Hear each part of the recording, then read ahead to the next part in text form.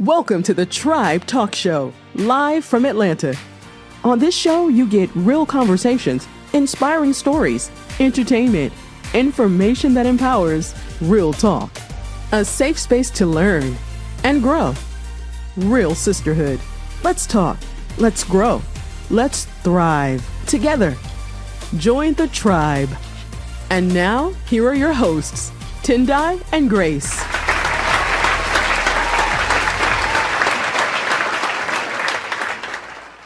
Hello, Tribe, and welcome to a brand new episode of the Tribe Talk Show. Thank you guys so much for joining us. How are you doing? I'm doing so well. Thank you, guys. And we feel the love, we see it, and we encourage you to keep it coming. I'm your host, Grace, with my amazing, beautiful sister, Tendai. But before we carry on, I just wanted to say this weekend was amazing. We celebrated a beautiful lady, Grace. And you guys, she had the most amazing birthday party. We had so much fun. Everything was just such a vibe. And I wanted to talk about the theme. What made you come up with that theme? Well, first of all, thank you so much, ladies. I felt the love, I felt celebrated. And you know what? I think I'm at the point that I feel like I'm grown. So I just wanted finally, or maybe I'm still growing, but at this point, just kind of wanted to do the rich auntie vibe, I think I'm beginning to embrace that aspect of my auntie-ish era.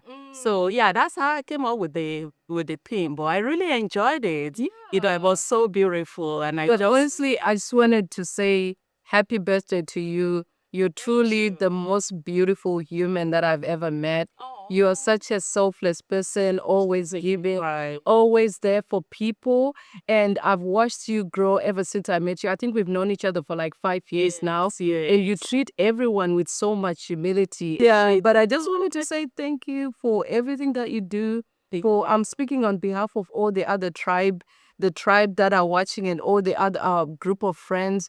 You're always there for everyone. You literally like the glue to the whole group.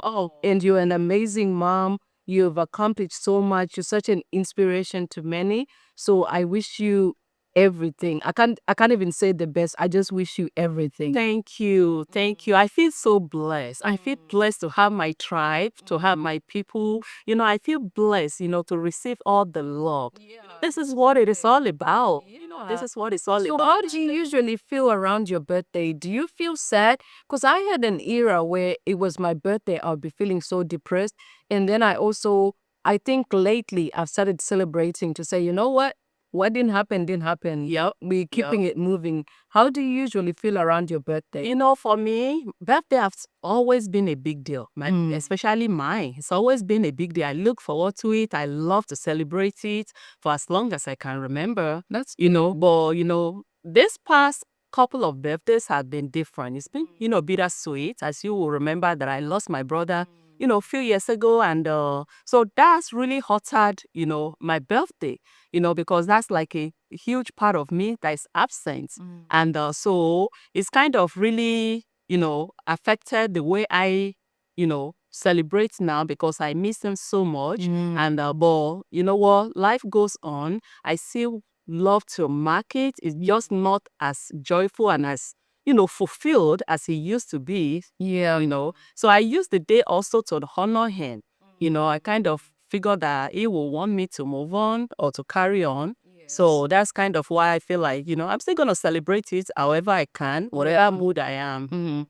And the thing is, you guys were so close. Yes. And you used to celebrate. I think a sibling is always going to be more, I'm not saying any death is justified, but I feel like healing from a sibling loss is going to be harder because you've known this person all your life. Especially this one, this particular one. A lot of times, because he died so sudden. You understand? Do you mind just telling viewers how he passed on if you don't? Oh, absolutely. This is something that I share openly on my social media. And so he died so suddenly. He wasn't sick. He was healthy, and he died at his prime. He died just 2 days shy of his 36th birthday. He was actually preparing to get away for his birthday. So that particular day, he just got in his car and he died. just like that, which kind of puts life in perspective for me. And losing him was a very low. It was such a low moment of my life because, it sent me into depression.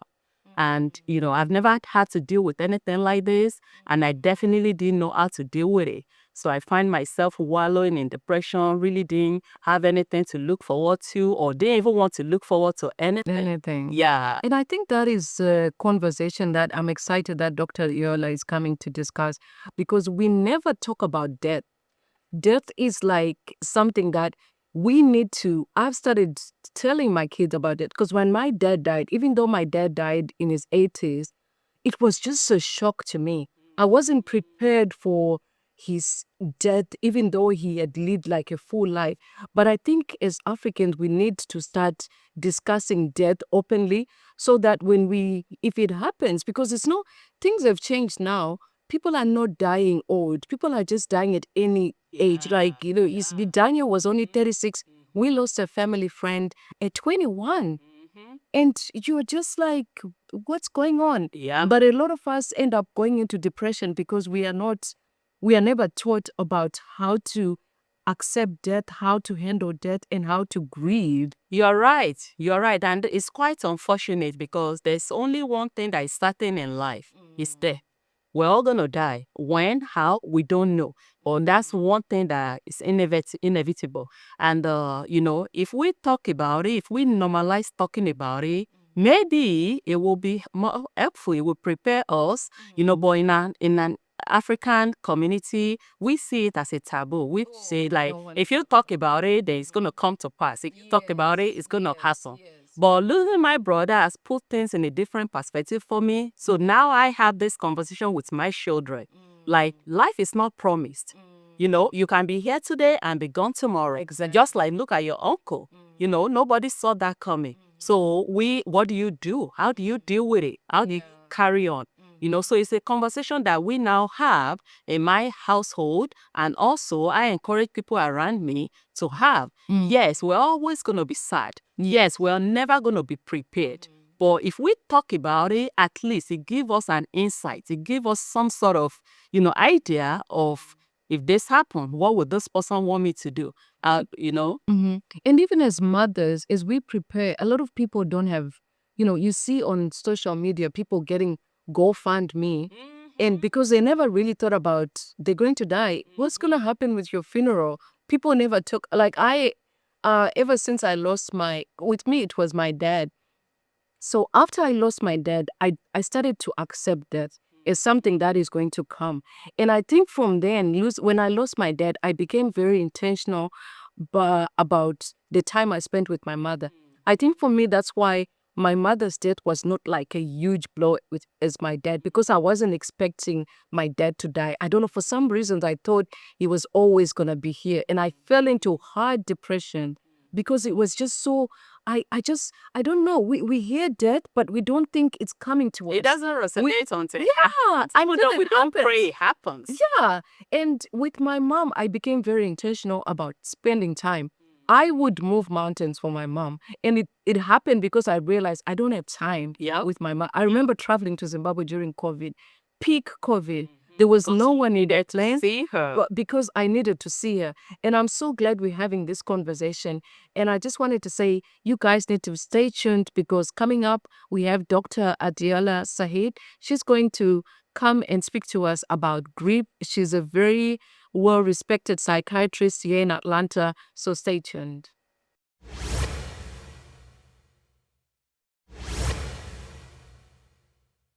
Welcome back, tribe. We are joined by our beautiful Dr. Deola Saheed, a psychiatrist and a mental health advocate.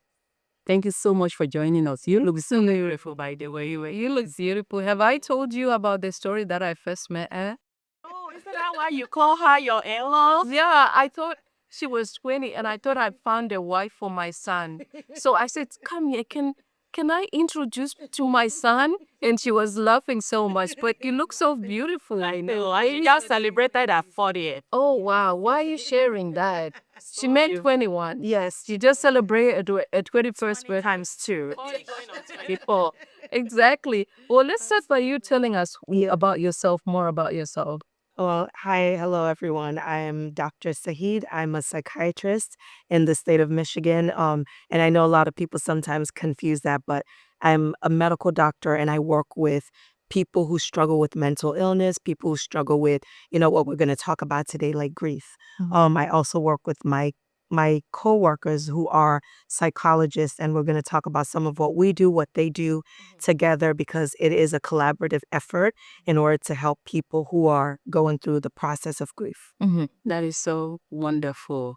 Yeah, thank you so much. So we've had about 5 stages of grief since we're on this topic. Can you share with our tribe what those stages are? Well, thank you for asking that question. So I want to give credit to a wonderful psychiatrist who came up with this idea. Her name is Elizabeth Kubler-Ross. So she did a lot of work. She was also a psychiatrist like myself who did a lot of work surrounding grief. And and she realized that there's something called the 5 stages of grief, and we talk about it. And I say this because there is no order in which people go through the stages of grief. And so the stages of grief are anger, denial, bargaining, depression, and acceptance. And people can be stuck in the one phase of the grieving process. And people may go through all of those emotions, and people may go through just one and stay stuck there. So it's important. And the point that I'm making here is grief in itself, as universal as that thing is, there's grief in every single culture. As long as we're human beings, we all go through grief. But the beauty about grief is it's still not a one size fits all. I say it also like marriage, right? Marriage is something that is universal. And almost every culture understands marriage.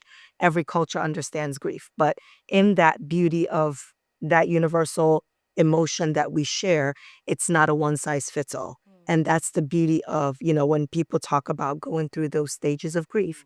So it's something that people go through when people die. For example, I know you ladies talked about sharing that grief in terms of losing a loved one. We've all had that. And part of, going through those stages, the first thing that I know is the most common is denial. Absolutely. And people can be stuck in that denial. Yeah. And so I always notice that the most common thing that people are stuck in is denial and then the depression. And that's where, as we talk further, people get stuck in that aspect of grief and they never move on. And then we find ways of, which is when they tend to need my services, right? Because it's not that they've gone through all the stages and then they're happy or they've moved on. It's more of, I'm stuck in one phase. How do I go on? And that was what really helped me because I went through all the stages. And then I keep coming back to the denial stage. You understand? Until I sought help. And then I was able to have a better understanding these stages and the fact that you can't go through them multiple times. You can't experience this for a long period of time. And they're all, there's no timeline to any of them. Absolutely. And I always say grief is not linear, just like healing is not linear. So you can move forward or seem like you've moved forward and you're doing well. And then you go right back into that depression, whether it's memories, whether it's a birthday, something that is what we call a trigger can have you slide back. But I always say this, it's not the trigger there's nothing wrong with the trigger. It's how long we stay in there. And then with therapy, like you said, in terms of going through counseling, what are the coping skills that we all learn in order to quickly bounce back? It's not how hard you fall, it's how quickly you're able to bounce from the fall. Yeah. And that brings me to times- my next question, actually, because I wanted to find out with you having origins, African origins. Yes. How do you think like our culture shape the way we grieve? Because I remember when I have been going through grief, people don't want you to cry. I don't know whether it's because people are just uncomfortable with you crying, but how do you think our culture shapes the way we grieve and handle grief? That's a really good question. So one of the things that I say in terms of as being Africans, if you notice, we have almost what we call like a dichotomy, which is just almost black and white. So we have when an elderly person dies versus when somebody of youth or a younger person dies.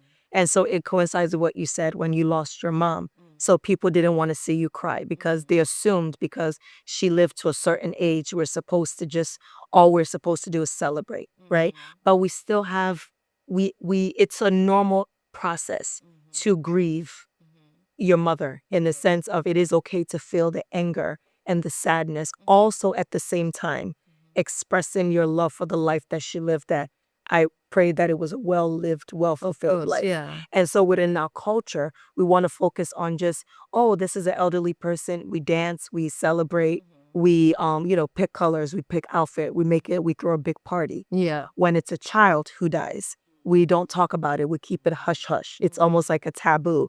Talking about it, any form of even discussion around it can lead to discomfort or people feeling even much worse. And it just leads to this big, what I call just continuation of not normalizing grief. And I think that's pretty much what our culture sometimes in the great part, which is we celebrate an adult or elderly person with a life well lived, doing what we call in Yoruba culture, which is the culture that we both come from. We believe in the send off. Yes. Where we send Celebration of home the celebration of life. We even do things like where we believe in reincarnation, where we have children that are born right after a elderly person passes away, and we name them things like mother has returned, Iyabo, Yetunde, things like that, where we have those aspects of grief that are celebratory.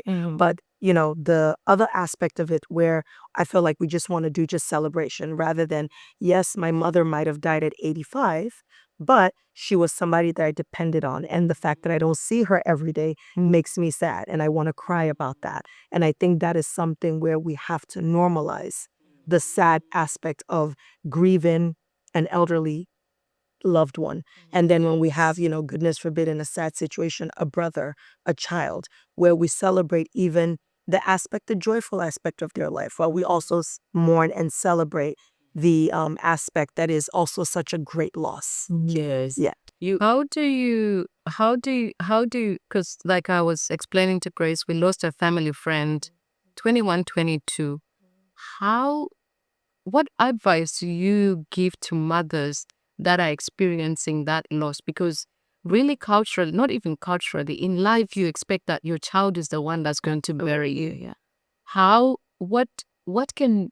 What can one do to accept such a tragedy? I always say, that is one thing that I don't wish on anyone. But, it's unfortunate that it does happen. And I say one thing that I've realized in talking to mothers, parents who lost a child. One of the things that we say is we need to normalize, not saying things like, oh, it's time to move on. Of course. We need to normalize that they're never going to get over this. In one way or another, they're going to have to get to a place where they adapt to this new normal and create a continuous bond with that loved one. And it is a hard process. It's the hardest process. We have words for somebody who lost a spouse. We don't have words for somebody who lost a child. Thank you, Dr. Deola. Coming up, we're going to be talking about coping mechanism generally, and then how do we support family in grief as a society and as a community? Yes.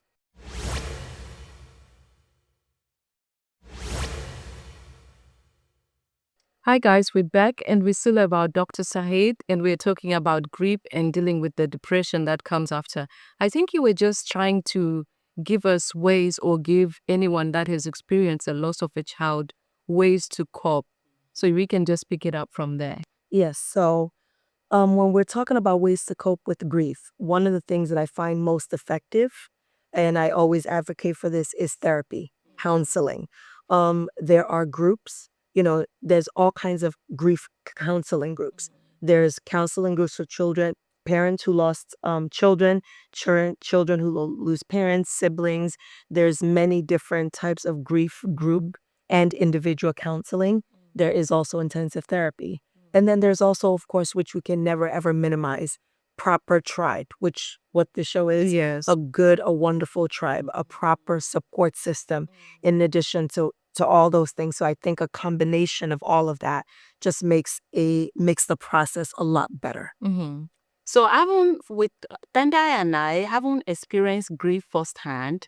You kind of hear all this, the way our community console people, which sometimes, for somebody who is grieving, it aggravates you. You understand? Like, can we educate people on, things to say and things to not say?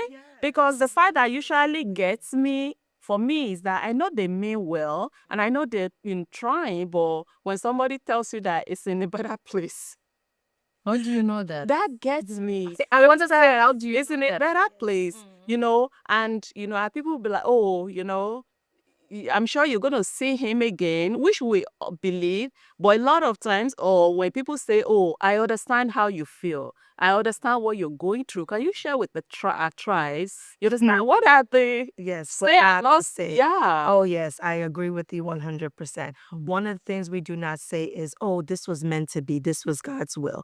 It is the hardest thing. And I generally think it comes from a good place. I think so. But it is not the right thing to say. And I always say that, and even like you said, oh, I understand. No, that it's okay to say, I hear you. I feel for you. That is okay to say. How can I help? What can I do to make you better? What can I say to make things better? And if it's nothing, then we have to respect that. So, and like I always say, part of our culture, which we struggle with, is boundaries. It is okay to have that. It is okay to even, and it's sad that I don't want to have to put that extra burden on a grieving person, which is, it is okay to say, look, I thank you, but that doesn't make me feel better hearing that. And maybe that would allow them to say, oh, light bulb moment. Can you say that? That's sometimes not saying anything. Saying anything. Because I remember one of my friends, Savannah, she lost her mom. And she lost her mom soon after I lost my mom. So she felt like I could understand what she was going through. And I did. And one of the things that she used to do was to call me and say, I need to cry. And I never used to say anything. I never used to say, don't cry. I would just listen to her cry. And when she's finished, she'll be like, I feel better. So sometimes you don't even need to say anything. Sometimes you can just hug someone and leave it at that. But I don't know, the person are in a better place. Come on. Oh, it was meant to be. Don't try to justify a 21-year passing our shoe. It touched the process. This is one conversation that I had to have with a friend of mine. It's like, oh man, it's been a year now. Why? Yeah, you need to start to loosen up a bit and all that. It's not something that you wish happened to people for them to understand. But grief has no timeline. And people tend to be like, okay, it's been a year, get over it. So it's, And I think people, and again, I can speak for our African cultures, right? People talk mostly out of a lot of discomfort. And I say this, and it is okay. I always joke, I'm a psychiatrist. I'm very comfortable with silence. I'm very comfortable with discomfort. And we all need to learn to practice to get comfortable in discomfort. So I think, and again, well-meaning, but at the same time, when you're talking from a place of discomfort, it's not about you. Yeah. It's about the person grieving. And so we talk about that. There are cultures in Egypt where the grieving process is 3 years. There's cultures in, Native American culture that it could be something as small as 3 months. But again, culturally and context and learning to understand each other, learning to be empathetic towards each other. And again, like you said, grief, there is no timeline for grief. It's one of those things, it ebbs and it flows. And we need to understand that that's part of life. And one thing that I've realized is almost everybody that has gone through like deeper grief, they go into depression. I went into depression. I think Grace did. Is there a link between grief and depression? Absolutely. So one of the things that we as scientists, right, we study the brain and the images that was studied, PET scan and all these things that shows in grief are the same areas of the brain that is affected with depression. And so when we talk about what is grief, what is depression, I talked earlier that grief is something that is a universal emotion, is biologically driven, meaning that as we are formed, as we're born, is something that is embedded in our DNA that we are going to express and feel that emotion.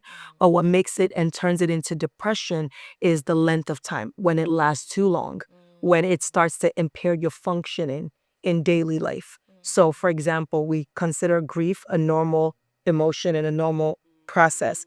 We consider depression not so much, because then it starts to affect our daily life, where people are not able to get out of bed. They're not able to function.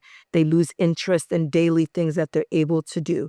They start to feel that hopelessness. Some people wish and feel like they could join their loved ones. Some people have thoughts on how to go about doing that. And that's where we thread into that dangerous territory where we are like, okay, this person needs to seek help immediately. And so that's really the difference. When we look at the brain, the part of the executive function, which is the frontal lobe, the frontal part of our brain, not to get too complicated, right? Which is where that level, there's reduced activity in that part of the brain.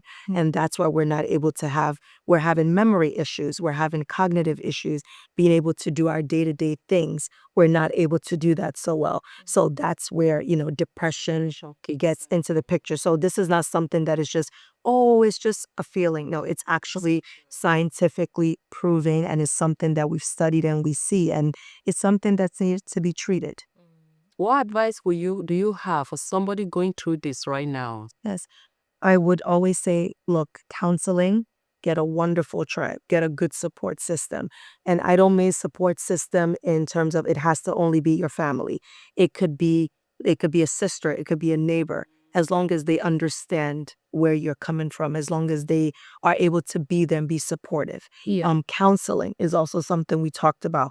And the reason why counseling is so important is it allows room and a space to be able to express those emotions in a healthy way and give coping skills to deal with those emotions more effectively than just people talking at you. Mhm. And how can people reach you if they want to utilize your services? Absolutely. So again, not just my service, because I always tease, there's not enough of us. There's not enough of me. So in terms of reaching out to local psychiatrists, and that could be through your family doctor, I can be reached via email. So I'm dsaheed85 @gmail. And that's really the easiest way to get in touch with me. But like I said, starting with a family doctor, family provider, and then reaching out to the right counselors, psychiatrists, things like that. All right, tribe, that's all we have time for today. So want you to join us next week for a brand new episode. We want you to follow us on all our social media platforms. And if you're touched by this segment, share it with friends, share it with family. We are a community and we love to support each other. We'll see you then.